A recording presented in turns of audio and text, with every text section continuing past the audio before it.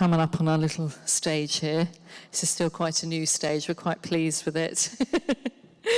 Just wanted to say welcome, everybody. It's so lovely to see you all here this evening. And my name's Sonia, and I'm the vicar here.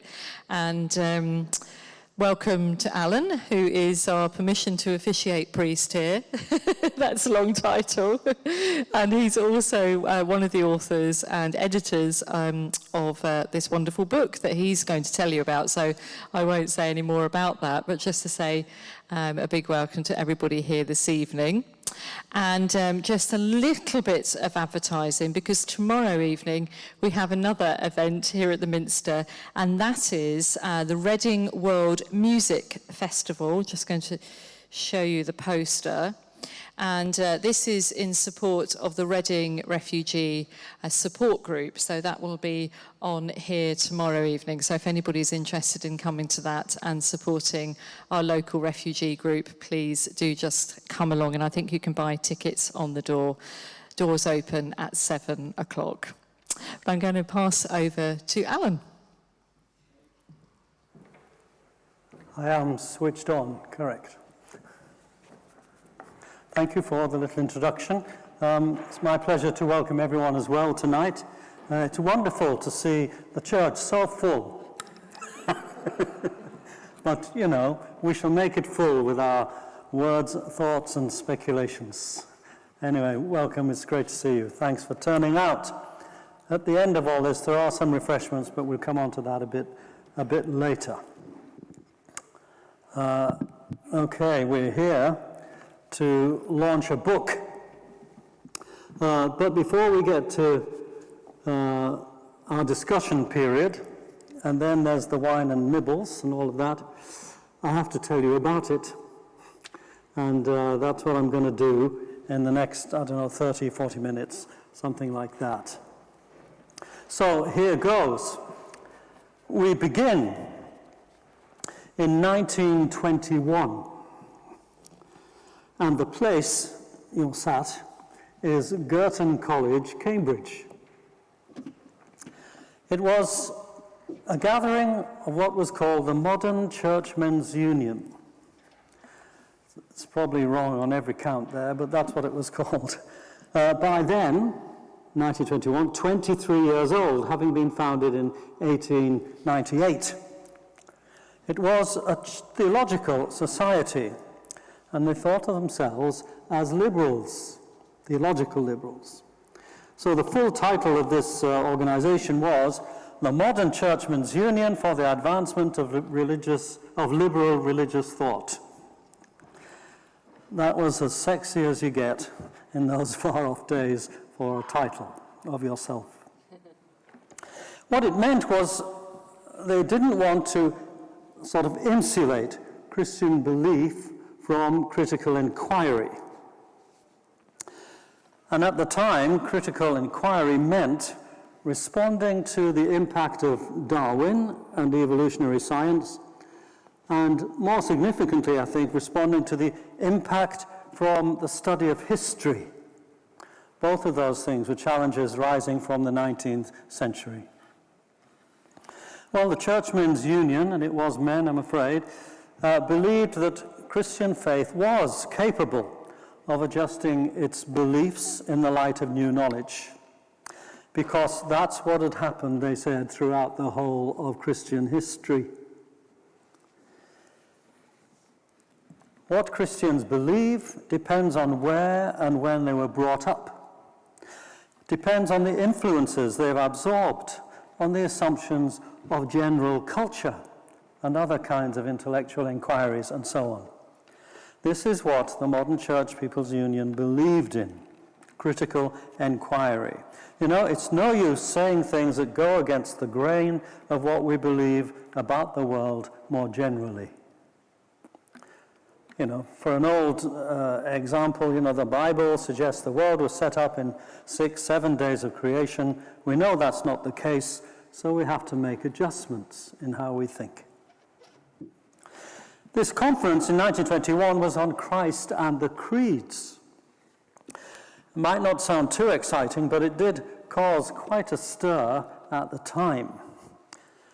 how we might think, they said, of Jesus Christ was changing, especially what was meant by saying he was divine, and why the creed should be said so often in church, that kind of thing.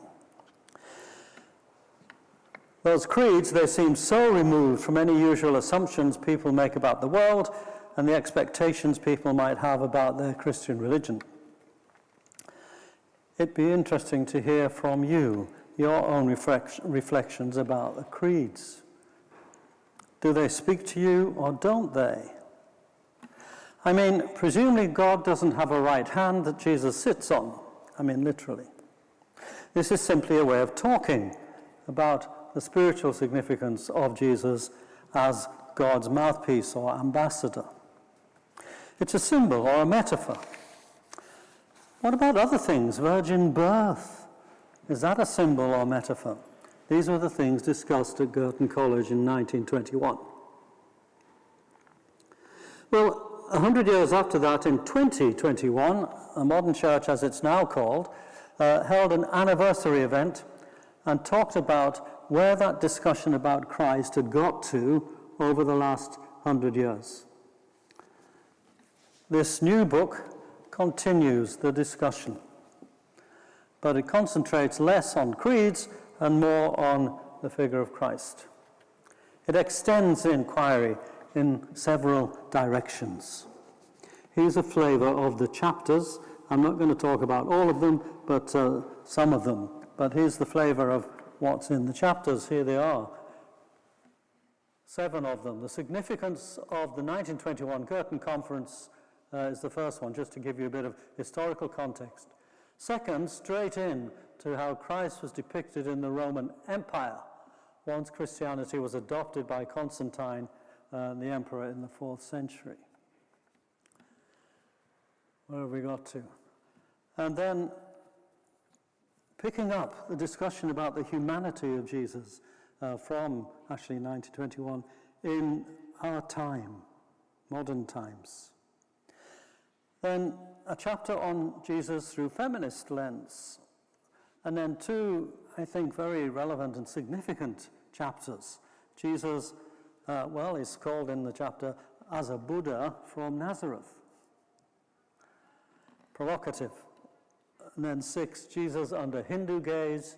And then along 1:7, Jesus for an anti-racist society and post-colonial world.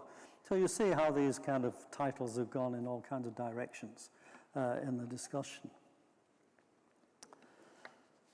I'm going to give you a very brief picture of some of those chapters, and as a kind of tour, give you a bit of a flavour of what's in them. But before I do that, I want to ask what you made of, if you've seen the front cover of the book, of the image on it. So we need Caravaggio now. There. That's Caravaggio's Christ driving the money changers from the temple. Caravaggio, 1571 to 1610. Within our book, we recognize that Jesus has been depicted in many, many ways through the centuries, through art and through writings. So the editors had to think, what image best conveys what the book wants to say? We had a kind of mini problem about that. It's not easy to come up with an answer. We had 2 possibilities, rejected, and then a third, Caravaggio, which we accepted. Come back to that in a minute. But the first one we rejected was, a very common and very well-known icon style of Christ. It's called Christ as Pantocrator, the ruler over all things. That one is, let me think, it's from Serbia, I think, and is a more kind of modernish looking one, isn't it? Well, you can see what's going on. We've got scriptures, we've got blessings with the right hand, and, well, it doesn't look like a 1st century guy from Palestine. But beautiful, if you like that kind of thing. And we do. But it's very exalted, it's very otherworldly, if you like, trying to combine timelessness and the human. In some ways, it's even, you might say, severe, static, maybe, beautiful as it is, removed, though, from the earth. We wanted something with a bit more dynamism. So we thought of the next one, which is more of an abstract image, and that'll come on.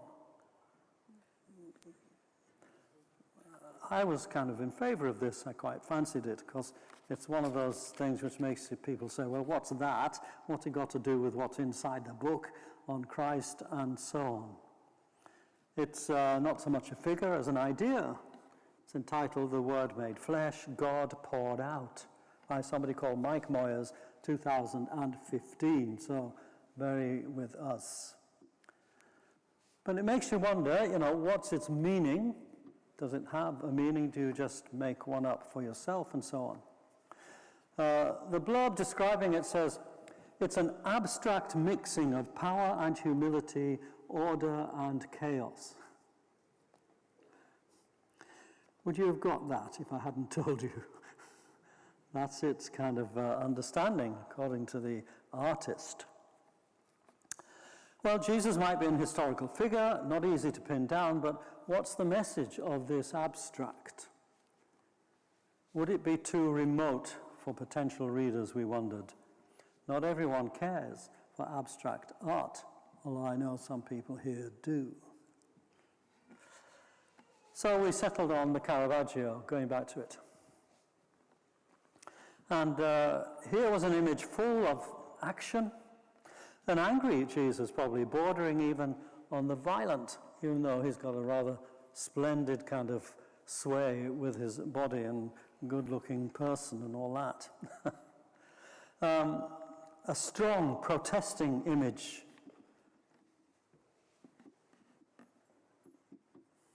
He's unsettling the robbers of the poor and the exploiters.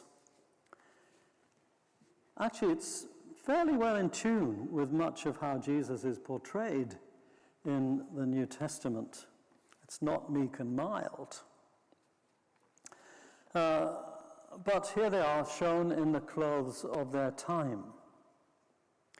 And it makes us think about why every depiction of Jesus has always been like that, perhaps inevitably so. It's still an image, like the icon and like the abstract art are images. But while the other two show no real humanness, this one has humanness in spades. All of us understand violence and anger and exploitation. If we use the language of divinity, then this is divinity depicted in very this worldly terms. And we thought that fitted our book's purpose better. As we know, books sell by their covers.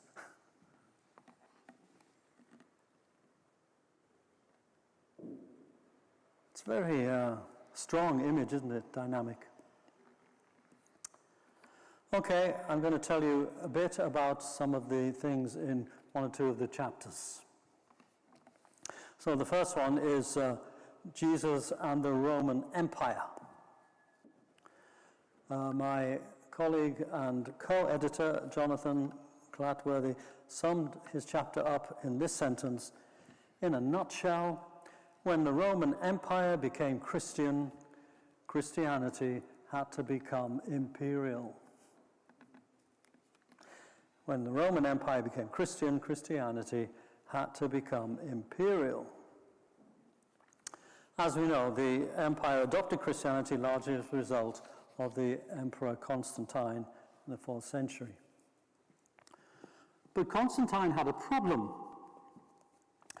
Bishops and their theologians and others kept falling out, arguing a lot. And more than that, they were so intense with their arguments, they caused some riots in the streets. Was Jesus like us, or was Jesus wholly different from us? The emperor needed a unified church in order to help create a unified empire. That was 'twas ever thus. Well, eventually the emperor knocked heads together and they came up with the formula that Jesus was of two natures in one person, neither separating the natures nor mixing them up.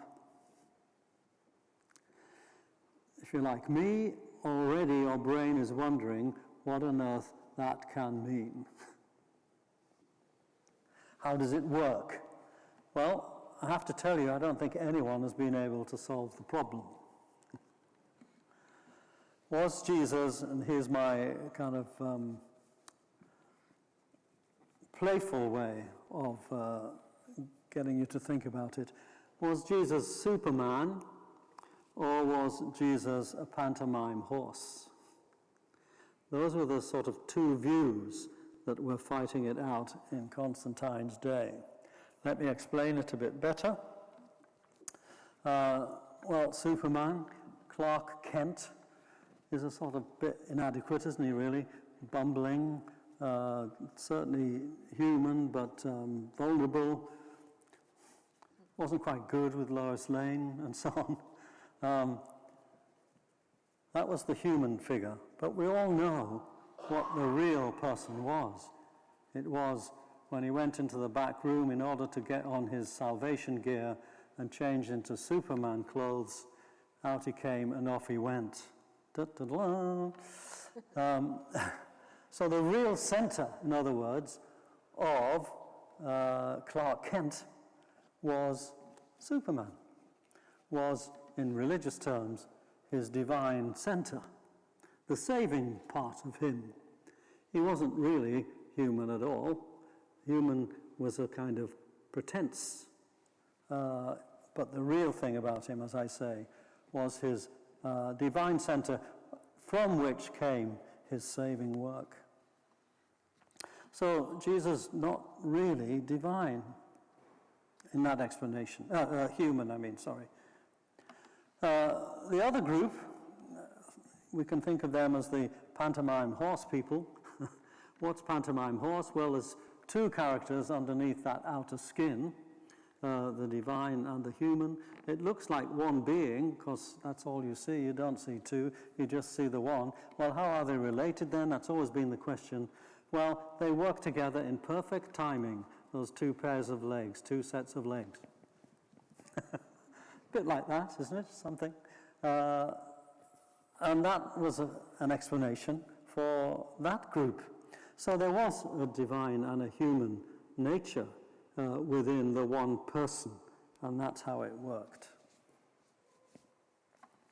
Not everybody took kindly to that. But you can see in those early centuries what the question really was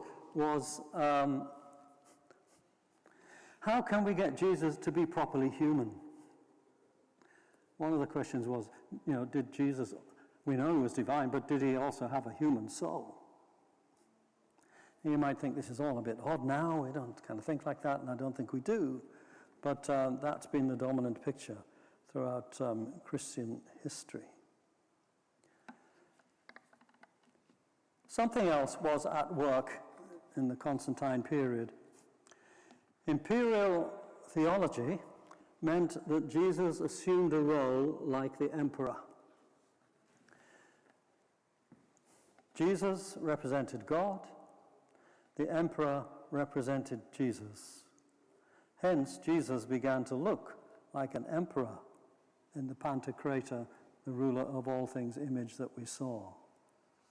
And the more exalted Jesus became, the less attention was paid to his radical message that everyone deserved to be looked after because God had given us wealth for that purpose.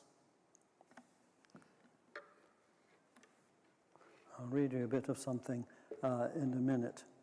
But let's have the next slide. It's a Word document.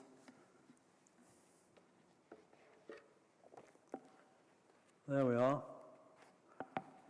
This is just a summary from Jonathan. 4th century Christianity recreated the imperial theology characteristic of large empires. Christian emperors could now see themselves as representing Christ, the Pantocrator, the ruler of all. Earlier, when Jesus had been described by Mark and Matthew as King of the Jews, by Luke as Savior of Israel, by John as the Savior of the world, their intention had been defiance. Jesus is a better king than Herod and a better Savior than Augustus. Their first readers would have understood this, readers of the New Testament. After Constantine, though, Christ the Pantocrator became the divine endorsement of the world's Herods and Augustuses. The last person an emperor would ever want to represent was a community activist from a peasant village who had been executed as an enemy of the state. So, as I said, the more exalted Jesus became, the less was paid to his radical message. I'm going to read you a tiny bit of a radical message that Jonathan cites. It's rather fun. This is from actually the 4th century, somebody called Basil of Caesarea. If one who takes the clothing, I don't think you've got this, tech people, so don't worry. If one who takes the clothing of off another is called a thief, why give any other name to one who can clothe the naked and refuses to do so? The bread that you withhold belongs to the poor. The cape that you hide in your chest, that means the box at home, not this one. The cape that you hide in your chest belongs to the naked. The shoes rotting in your house belongs to those who must go unshod. So that's a big theologian in the 4th century sermon. Who does it sound like? You got your history on? It's pure Karl Marx. Said something quite similar centuries later. So he wasn't the first to get there. I think Caravaggio actually was slightly hinting at the same understanding. The divine exaltation of Jesus underpinned the emperor and subverted Christ's original message. In Caravaggio, his painting, he reclaims the humanity of Jesus and reclaims his attack on the collaboration between state and religion in the temple precincts. Anyway, that's Jonathan's chapter. It's quite provocative and makes us think. I turn now to further questions about the humanity of Jesus and how we might comprehend his divine connection in relation to it. And this was my contribution. It might come as a surprise to you at the time of the creeds in the early centuries. As I've already said, it was easier to imagine Jesus as a divine figure than as a human one. Jesus came down from heaven at his birth, returned to heaven after his execution. Jesus was more Superman than pantomime horse. Superman saves us from the wiles of the Joker, the deceiver, Satan the deceiver. Some in the early centuries said that the soul of Jesus was divine and the body of Jesus was his humanity. This was called docetism. In effect, Jesus pretended to be human. It was a view that was officially rejected, but it lingered on in the church through the centuries. And I think it's true to say that under modern conditions, we find it easier now to picture Jesus as a kind of charismatic human figure in whom the divine life was active in a way that inspires us to become committed to his kingdom of love and justice. Just to flash back to 1921 in Girton College, they debated whether Jesus was an exception to the human race or the climax to it. The conclusion for them was that Jesus was not an exception, but the human being brought to its completion, and so assists us to imagine how the transcendent reality of God makes a difference to the way we view the world and ourselves in it. I think the best example of this is in art in Albrecht Dürer's portrait of himself as Christ, and that's going to come up next. Dürer.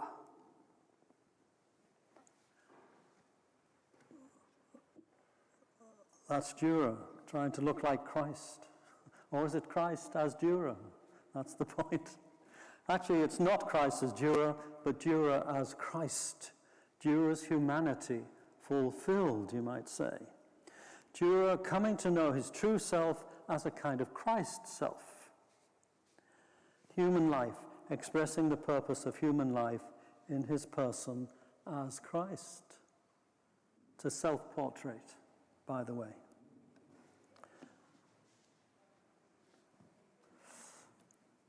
We have no idea if Jesus looked like that. That's not the point. But if this is the case, then we need to know what Jesus stood for. But then this is where it gets tricky, and historical studies can seem a bit of a threat to the Christian imagination. What Jesus himself historically taught and enacted, or how he thought of himself in God's purposes, is not always easy to know. The Gospels emphasize different dimensions. For Mark, Jesus was an awesome announcer, forbidding challenger of all those who would resist the coming revolutionary kingdom of God. For Matthew, Jesus was best imagined as the new Moses, a new teacher of divine ways. Think Sermon on the Mount. For Luke, Jesus embodied the apex of moral purpose. Think, Father, forgive them, as the executioners drive in the nails at his crucifixion.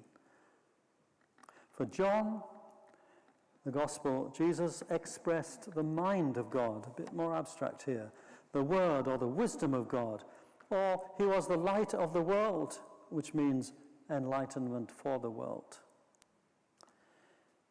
If you ask what lies behind these Gospel portraits, the answers actually will always be a bit provisional. Here's what one present-day theologian wrote of it, Marcus Borg. There it is. I'm going to read it from the book. It stops me turning round.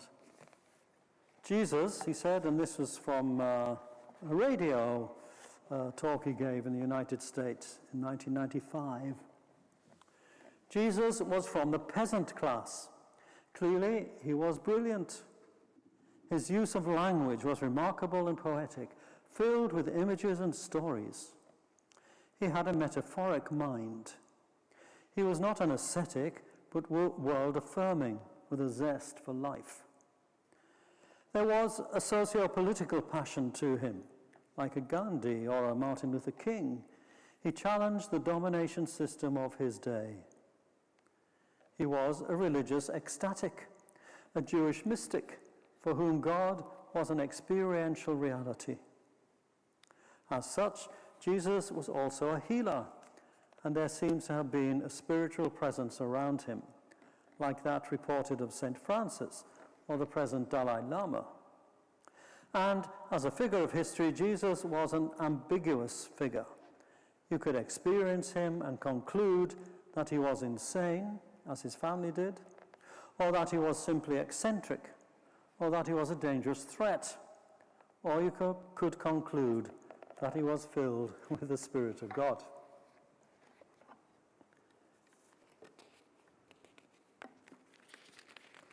So say Marcus Borg, 1995.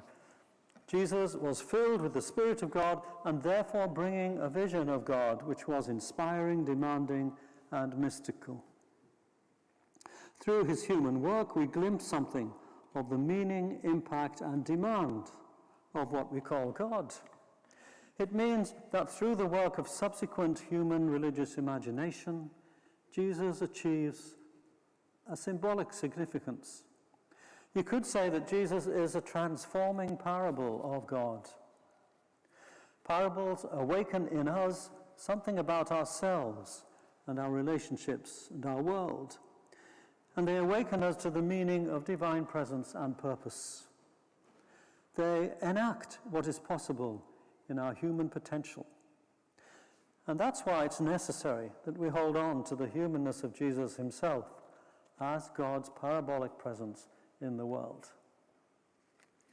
He awakens us to the meaning of the divine presence and purpose. We need just to grab a couple of seats. So this brings me, as I said, I couldn't say everything about all of them, neatly to a final section in this little talk, and that is to do with Buddhist and Hindu receptions of the figure of Jesus. And these come from two very recognized scholars, one of Indian Hindu heritage, born in Trinidad, and then taught in the UK and now lives in the USA. And the second one is a German young scholar who's just been very highly commended for his thesis on Buddhist views of Jesus. They're two very different chapters, but they are the same initially, in that they begin by recounting the negative history of relationships, mainly from the 19th century time of the missions to Hindu and Buddhist countries. I say negative relations because, as you will guess, those times were dominated by imperialist expansion, we say that now, by the West to the East, and Christianity was seen as part of the drive of imperialism and colonialism as such. And actually, Jesus suffered as a result of that. The church blamed Eastern traditions for their perceived idolatry. Buddhist and Hindu statues everywhere. There was a famous hymn by Bishop Heber from the Greenland's icy mountains. Don't sing it much now, thankfully, which has two lines in it which says, "In vain with lavish kindness and gifts of God are strown." That's gifts of God, the message of the church and so on. "But the heathen in his blindness bows down to wood and stone." The heathen in his blindness bows down to wood and stone. They'd all sing it heartily, the 19th century and 20th century. It's quite an accusation. But of course, when you think about it, Christians have never bowed down to images of wood and stone, have they? Early relationships with Buddhism was perhaps the worst because Buddhism was accused of atheism. Buddhism was perceived as purely human-made, a philosophy, as there was little mention of God, a creator. And again, though, when Christians were aggressive to Buddhist views, then Buddhists blamed Jesus in return. He was not the Son of God, but the son of the devil. And interestingly, the more Buddhism was downgraded, the more it contributed to the revival of Buddhist traditions, as Buddhist thinkers reacted by turning again to their own teachings. Interesting that. So putting down another religion is never a good move for those who seek conversions. One of the strongest Buddhist denunciations of Christianity and Christ, therefore, was made as follows. Christianity, this writer said, this is 19th century, is a political camouflage whose, quote again, weapons are the Bible, barrels of whiskey, and bullets. Fairly sharp rhetoric. There might have been some truth in it, though. But times have changed, thankfully, and those early negative images of Christ and Christianity have eventually given way to, more congenial relationships and accounts in our own day. On the whole, both of our authors outline how appreciation of Christ revolves mainly around positive views of Christian spirituality, when it is perceived as springing from Jesus' activities and not from Christian imperialism. So, for some Hindus now, Jesus is envisaged as a manifestation of God, alongside numerous other manifestations of God over time. Or, for a small number of Buddhist scholars, Jesus can even be viewed as teaching a form of Buddhist spirituality, hence a Buddha from Nazareth. Let's hear a bit from Anantanand Rambachan from the technical team, where Jesus becomes a Hindu saint. I'll read it from his chapter. Jesus' understanding of God as infinite love, fullness, and peace, and his conviction that God fulfills the deepest human longings explain his extraordinary compassion. Although God is the end of all human seeking, we repeatedly turn to unsatisfactory substitutes, failing to find the meaning that we search for and hurting our fellow beings and ourselves. Jesus' final words from the cross, "Father, forgive them, for they know not what they do," never fails to move and draw me. This is Ramchand. He's an academic, but also practicing. It reveals a heart of compassion that has no space for violence and finds no delight in vengeful crushing of the other. And Antanand Ramchand, a very lovely man. So it was a sainthood that also challenged Hindu perceptions of life. It wasn't only one way. So, says Ramchand, by seeing Jesus, I hope that I see more clearly those within and outside my own tradition who feel despised, rejected, and stripped of dignity. That's what he gets from viewing Jesus positively now. But there is a downside for him, for Ramchand, which is the continuing interpretation of Jesus in exclusive terms, in other words, as the only or the supreme example of the manifestation of God in the world. That goes against the grain of what is called Hindu inclusivism, the sense that God's Spirit is universally present and manifest in numerous human forms. Gandhi thought the same thing. He loved the Sermon on the Mount and Jesus' embrace of the poor and destitute, but rejected Christian superiority in its exclusivist pretensions. When it comes to Buddhist appreciations of Jesus, Matthias Schneider, as he is, cites the example of the Dalai Lama, who said that Jesus was one of the, and I quote, great beings who have infinite compassion toward all sentient beings. Very Buddhist-sounding sentence there. And that is the basis for viewing him, I quote, as either a fully enlightened being or a bodhisattva of a very high spiritual realization. In other words, Jesus could be envisaged fully as an enlightened Buddha, or just as someone on the threshold of that enlightenment. That's what being a bodhisattva is. Either way, it's a long way from Jesus as son of the evil one. So, with these two chapters, it becomes clear that we're learning to value one another from different traditions differently from the past.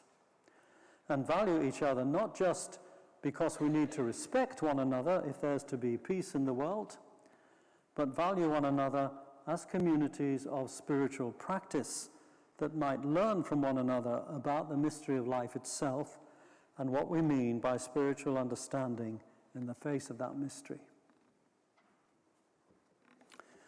I'm going to stop there.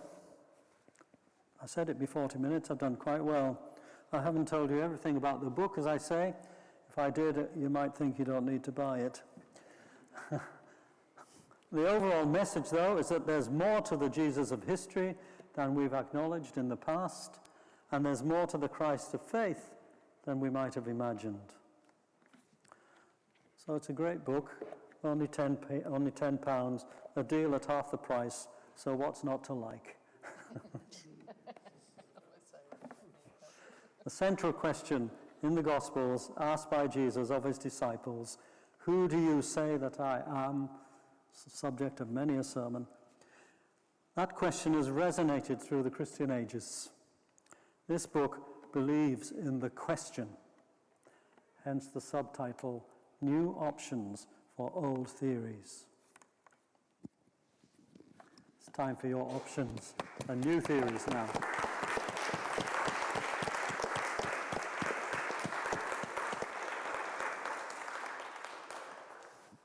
So let's have a good 20 minutes or so for thoughts. doesn't have to be just a question.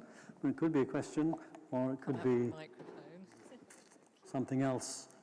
Your own research, which you all do. Who's going to go first? I've got the microphone. Sorry, we have a roving microphone person. One over here. This is always good for the steps, isn't it, when you've got the roving mic? Okay.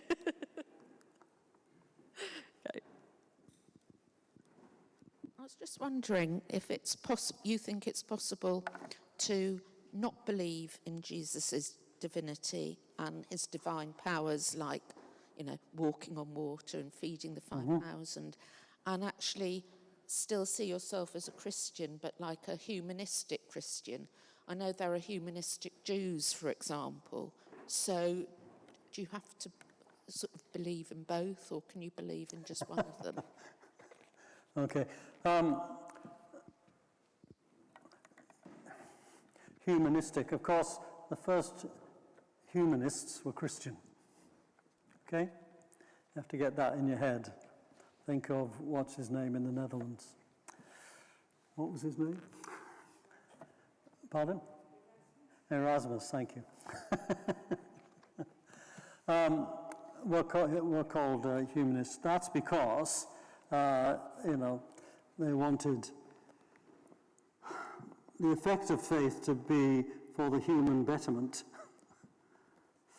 What I was trying to say in We Talk is, if you think of the idea of a parable as something which awakens within you a different view of things, drives you to a different kind of activity and action, helps you to get hold of a message maybe in a way which you'd not thought of before, which upsets you and therefore drives you to think differently. Jesus as God's parable would be maybe what you want to call humanistic, but its main purpose is to go for that human betterment, but do so in the light of a certain view of the mystery of God for us. So it's a both and it does mean walking on water will be something else. It means you might think of metaphors. Water stands for chaos in the Hebrew Bible. Maybe this is something to do with Jesus calming chaos. Possibly.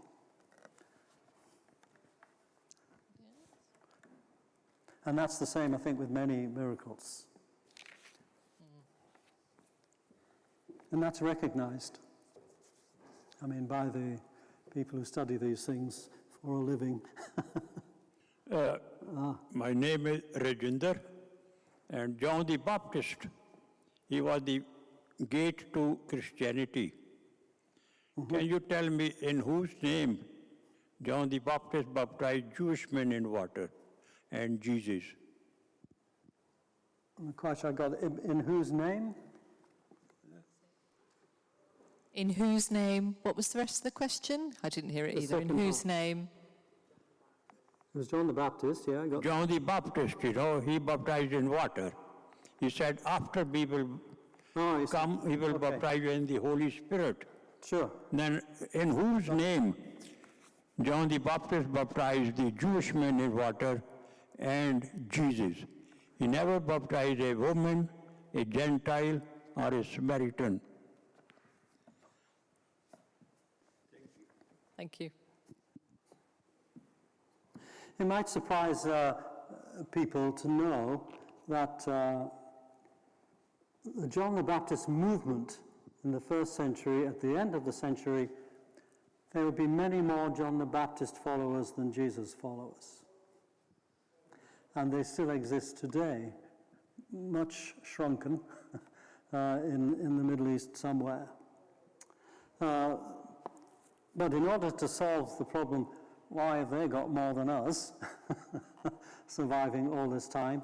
John the Baptist becomes known as the forerunner in the stories, as you know, of Jesus. So announcing his coming. And he's baptized by John, his cousin, in the river. And then there's the story of the Spirit coming upon him and so on. So I think that's a way of saying this Jesus figure is filled with divine life, or as a parable of God in my terms.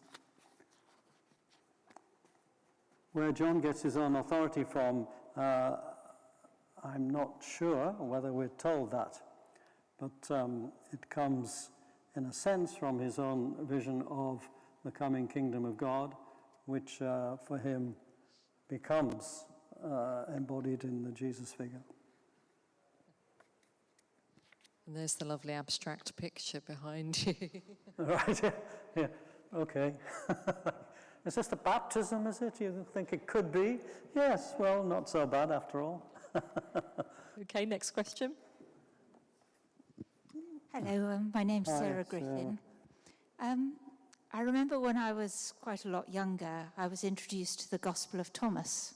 Ah, yes. And I know that my grandmother was very interested in all the other books that somehow didn't get incorporated into the biblical canon. And I wondered what your view is of all these extra sources of information. Do they increase our knowledge of the person of Jesus, or are they a distraction? There's always someone, isn't there, ask you a question that's not the subject of the talk. But you're right.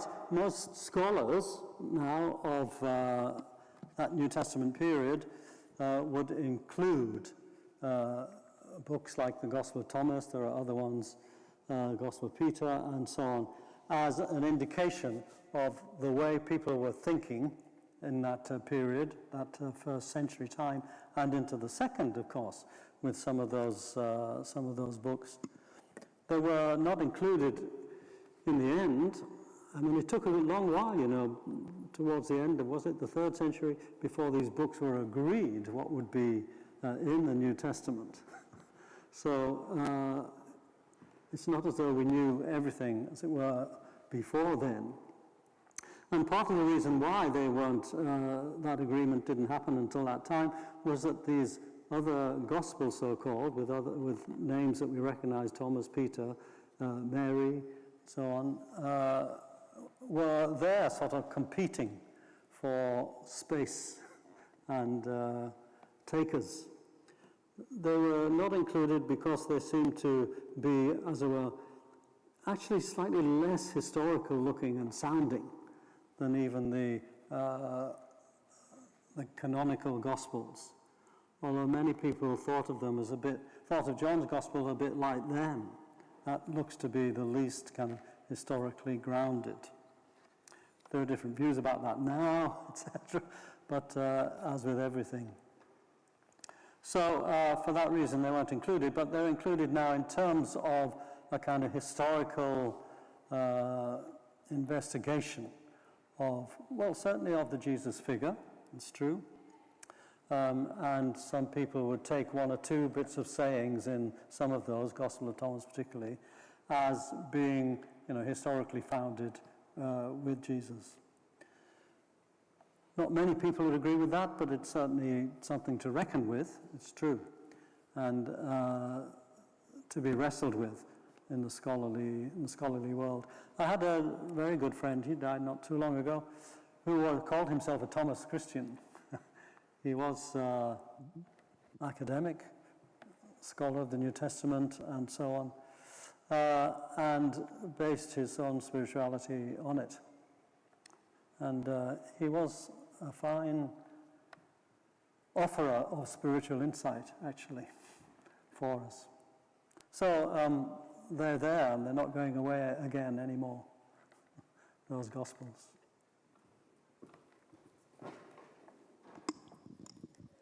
Hi. Hello.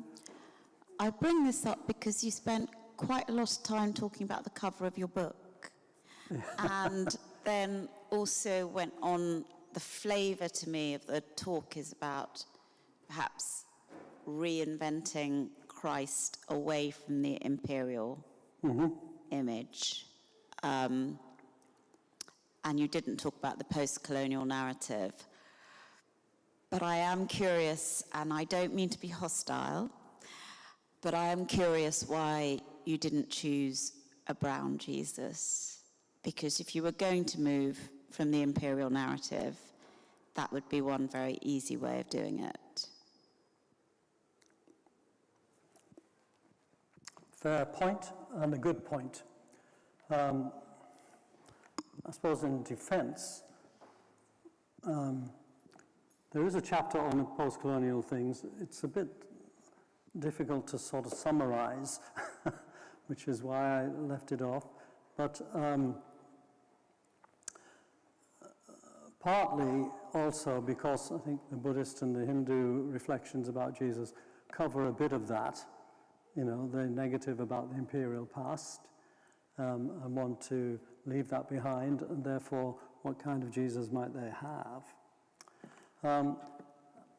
All images, as you know, because you're an artist, are precisely that, images. And they have their value in the interaction between what's there on the canvas and what the onlooker is receiving and reading into, probably too. So this is an image, and what I used it for, as I said, was an image of humanness that was about a dynamic Jesus confronting a collaboration between the state and religion, because that's what that story is about. It's not just about overturning tables because people might be robbing the poor.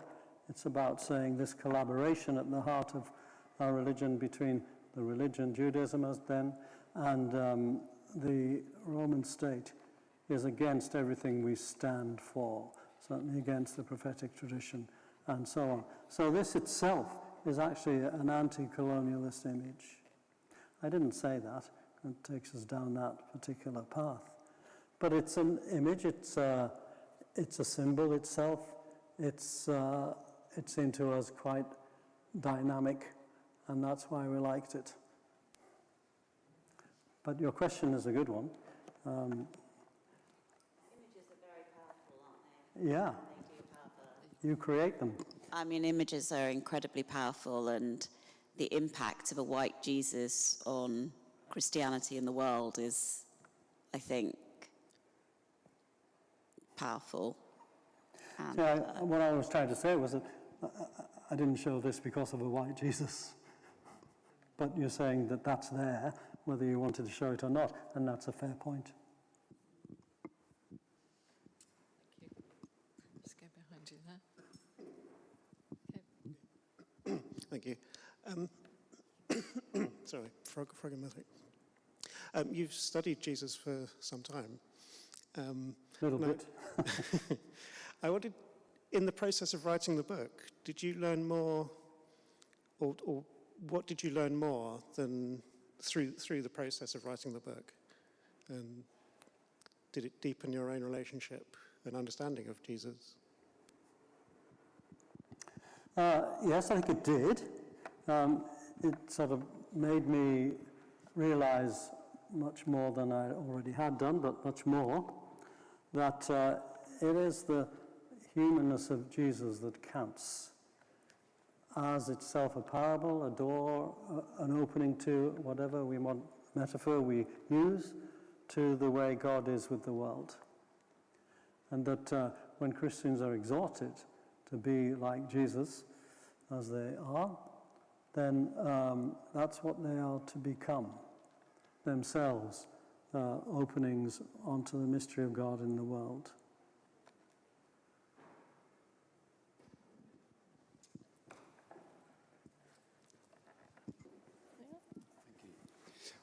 Thank you very much for your talk. Yeah. And the introduction to the book. I've been going to church all my life, probably before I was born.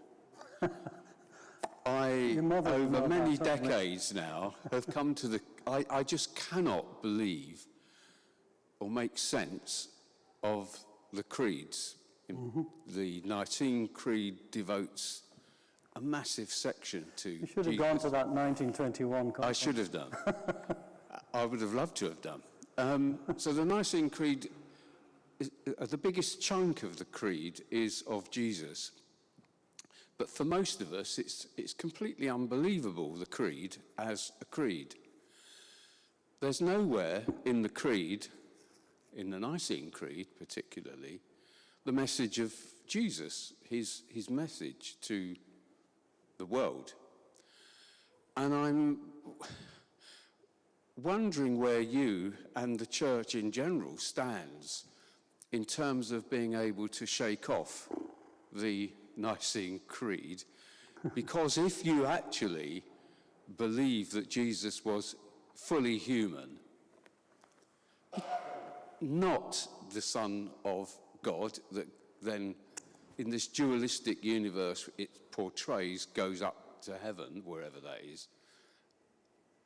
I mean, it's quite radical what you are beginning to say in your book, but which has been said for the last 50, 100 years, I guess.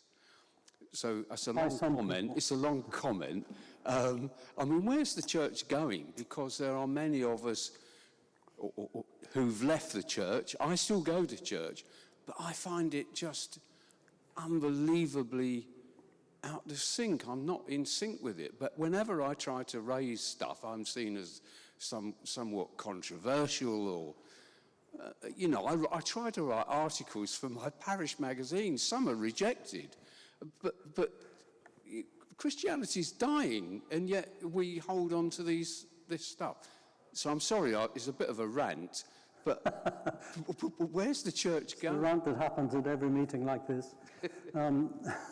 Where do you attend church? Come back. Yeah, if you want another comment. Where do you attend church? All Saints. It's not too far to come here. Okay? We have people who come from We have Wokingham. different creeds. So I Yeah. suggest you get in your SUV and come here. And you won't be worried too much by what you've said. But it is true that sometimes, there's a mismatch between this kind of discussion and, what happens at a liturgical event. In the ordinary kind of life of the church. Not in every church, of course, but in ones that have been around quite some time. So I always think, well, you've got to think of it as a work in progress.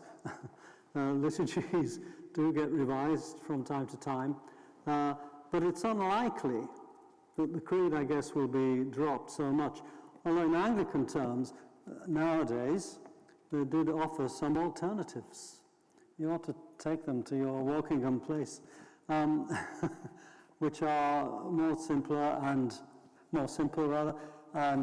as it were, recognizable, down to earth, rather than what we read by the Nicene Creed or the Apostles' Creed, and so on.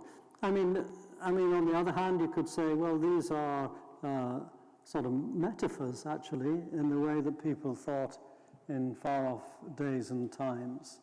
And are they? Well, sorry. Yes, I mean, they're increasingly... There is a question, you see, it's interesting you raise that. There is a question, it's the same with the New Testament as well, generally, whether, these things were written and meant to be taken in a way that we would call literal now. I mean, I think, for example, the New Testament writers were much more into symbolic ways of thinking, and, it was part of their learning and part of their culture at that time, as much as anything. So, I mean, I think maybe we have become, the view is that we've become more literal in a kind of response, going back to 1921 now, in a response to the kind of scientific movement arising of the 19th century and thereafter. In other words, we were sort of driven to be literal, rather than necessarily always having been so. And in that sense, the literalness of religion now is, for many people, is wrong, actually. I'm going to say that, is misperceived. Because it wasn't necessarily always intended to be like that. I mean, most serious writers through the ages have always said, I've written these things, but, you know, it's like straw in the wind. In other words, we're on the move all the time, and don't necessarily take me to be too literal. I'd like to come back, but I don't want to hog Okay. the Well, you've got discussion. time to stay for the wine and juice and nibbles over there, which I hope you will Okay. do. Absolutely, continue the discussion. Any more? Another one It or is two 8:30. questions? We might have room for one, but no more. One more question? One more, last question? Yeah, anybody who hasn't been, last question? Okay, there we go. Um, Oh, We'll go back to Graham because he does have one more. It might, yeah, I see. It might open up a big can of... is to follow on from your comment. So at the end of your Hold a bit closer. At the end of your talk, you mentioned spiritual practice.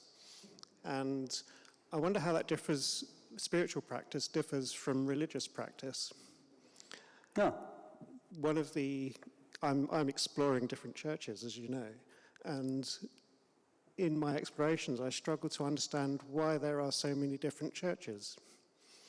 If the spiritual practice is common across Christianity.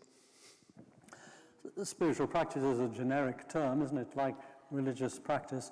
I think I wasn't intending to make a big distinction between the two. I mean, I think it's, I was referring to the way people think and behave in the world as a result of their perceptions, call them spiritual. That was what I was intending to say. I know there's a big deal made of a difference between spiritual and religious. I think some of that is not as big as people want it to be, or should be. Okay? I got a nod at the front here, that's quite nice. If you want to purchase this imaginative, radical, thought-provoking text, then it's here, and it's half price. That means it's 10 quid. And it's best if there's real money, but not many people carry that. So we do have a machine that enables you to register £10 by pressing the button and having a card. Okay. Thank you again, everyone, for coming, for your questions and so on.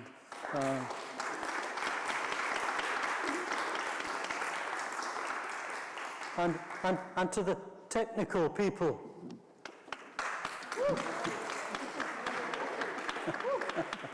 So please come and help yourself. We need someone to serve out the wine a bit. Can a couple of people help? Oh, there's some orange juice as well.